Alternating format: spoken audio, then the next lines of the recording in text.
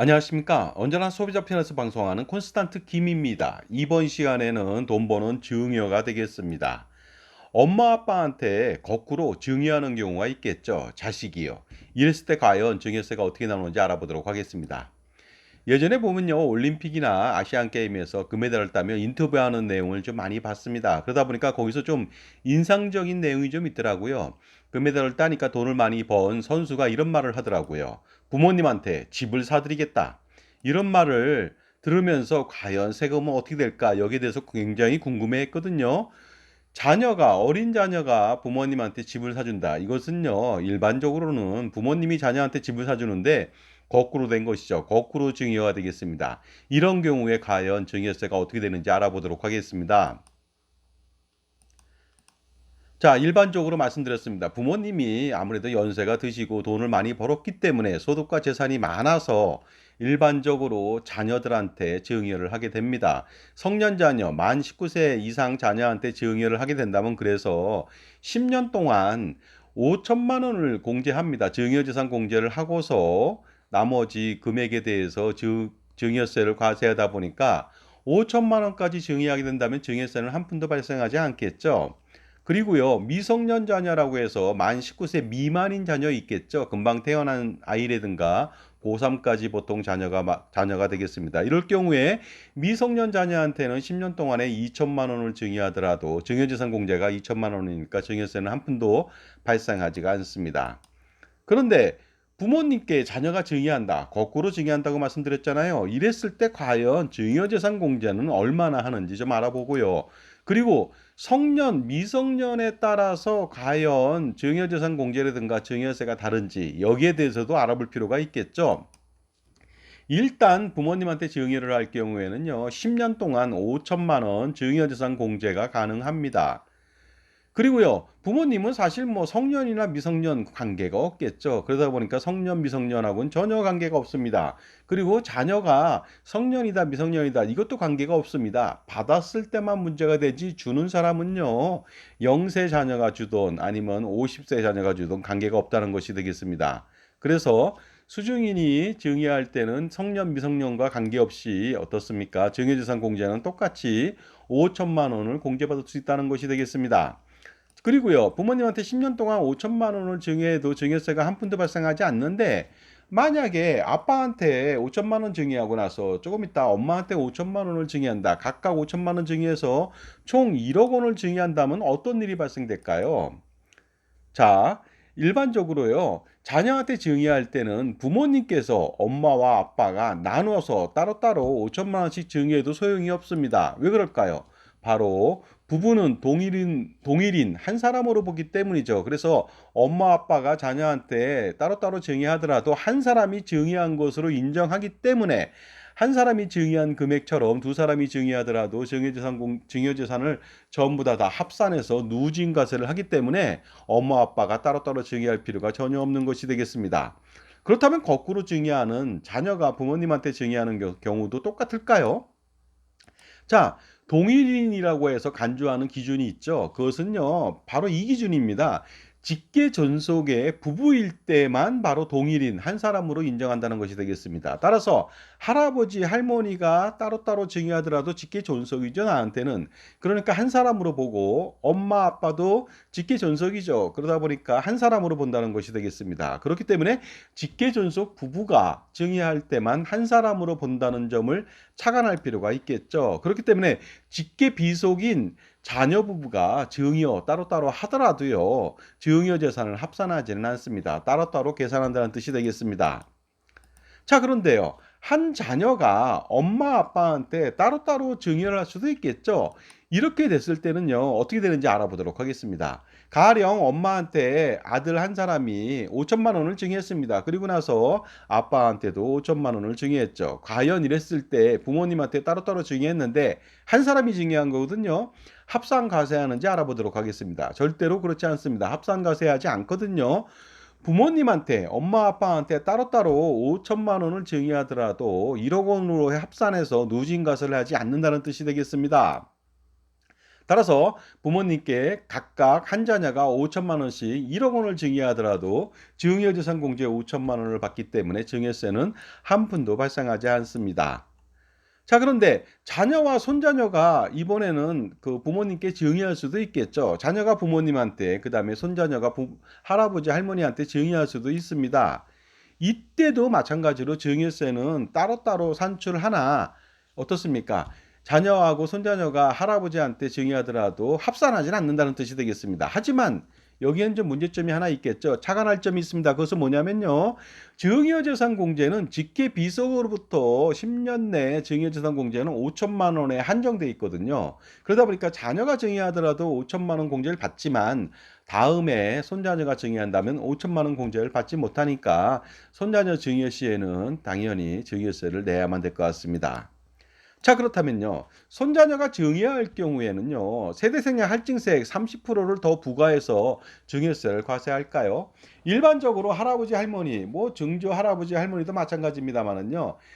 세대를 생략했다. 바로 자기 자식이 아니라 손자녀나 증손자녀한테 증여할 경우에는 페널티로 증여세 산출분의 30%를 세대생활 할증세액으로 추가합니다. 그리고 미성년자이고 증여가액이 20억 원을 초과하는 경우에는 무려 40%를 할증과세를 해주거든요. 그런데 과연 손자녀가요, 어린 손자녀가 할아버지 할머니한테 증여할 때도 마찬가지로 할증과세를 할까요?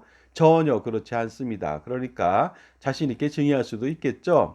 자, 지금까지 제 정보가 도움이 되신다면 무료 구독하고 좋아요 부탁드리고요. 특히 멤버십 회원 가입을 통해서 보다 다양한 혜택 받아보시기 바랍니다. 현재까지 400여 편 이상의 그 동영상 프리미엄 서비스가 멤버십 회원들한테만 오픈되어 있다 보니까 그 동영상을 통해서 여러분들 콘스탄트 김의 절세 노하우 비법을 배워서 최저 수억 원 내지 아니면 수십억 원 그리고 그 이상의 절세를 한번 해보시기 바랍니다. 그러니까 반드시 멤버십 회원 가입 한번 해보신다면 결코 후회하지 않을 겁니다.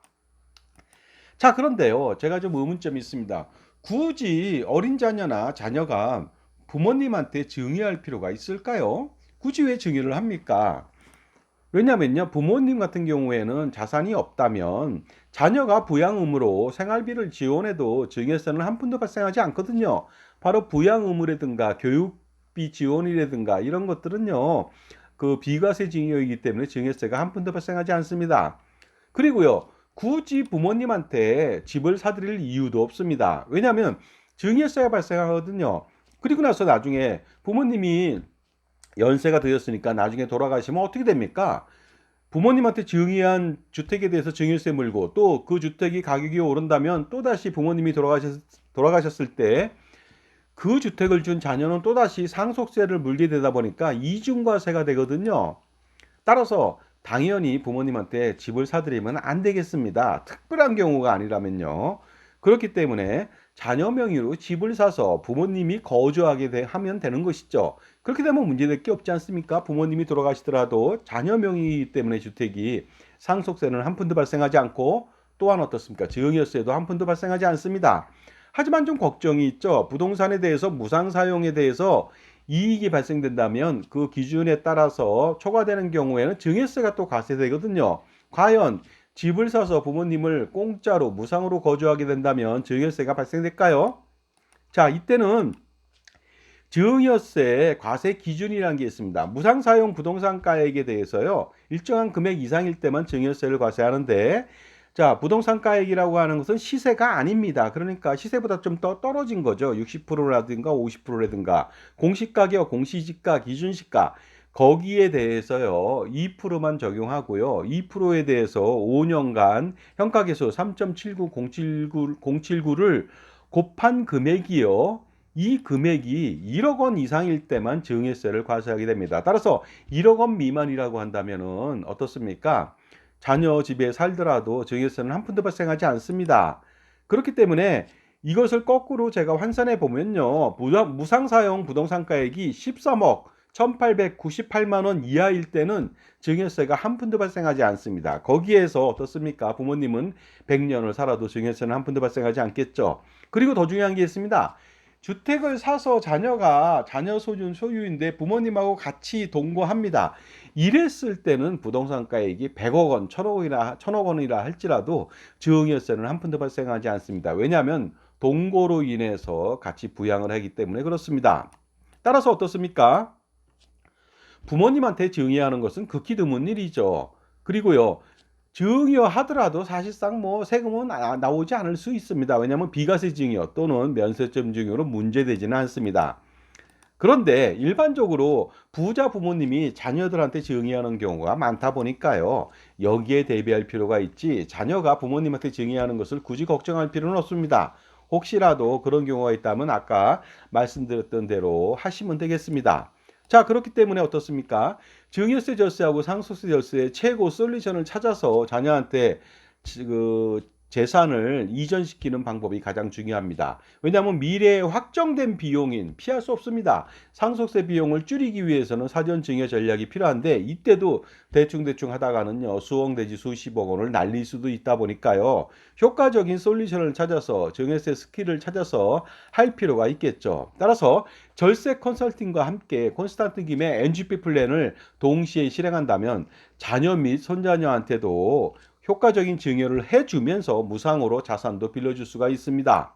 자, 자산가라면 엄청난 고민이 많습니다. 정말로 제가 열거한 것이 엄청나거든요. 이거 한 방에 해결할 수 있는 방법이 있습니다. 바로 그것은 무엇이냐? 콘스탄트 김의 NGP 플랜, 넥스트 제너레이션 플랜을 실행한다면은 한 방에 모든 고민을 해결할 수가 있는데요. 할아버지, 아버지, 손자녀 3대를 잇는 그 플랜이 바로 콘스탄트 김의 NGP 플랜이 되겠습니다. 100년 대계 자자손손 플랜, 100년 동안의 투자 우산하고 세금 우산을 확실하게 제가 펼쳐 제공해 드릴 수가 있습니다. 100년 동안에 어떻습니까? 상속세, 증여세, 종부세, 양도세, 소득세, 기타 건보료까지 얼마나 많은 금액을 줄일 수 있겠습니까? 그리고요, 그 금액은요, 수백억 원, 수천억 원 이상이 될 수도 있고요. 그 다음에 평생 살아가면서 써야 되는 생활비나 각종 비용들을 비용 처리 받는다면요, 이것 또한 절세에 커다란 도움이 되겠죠.